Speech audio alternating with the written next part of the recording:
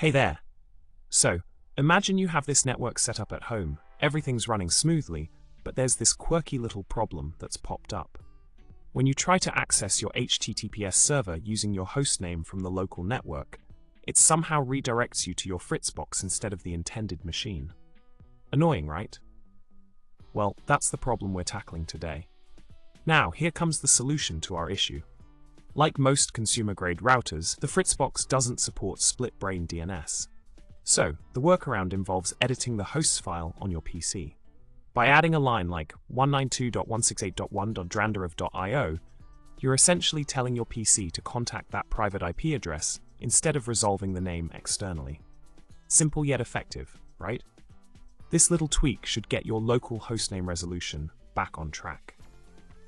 In a nutshell, by tweaking your host file with the specific IP and hostname, you can get your local network to play nice with your setup. So go ahead, make that edit, and enjoy seamless access to your HTTPS server from within your network. And with that, it's time to wrap up this video. Remember to hit subscribe, like, and drop a comment below.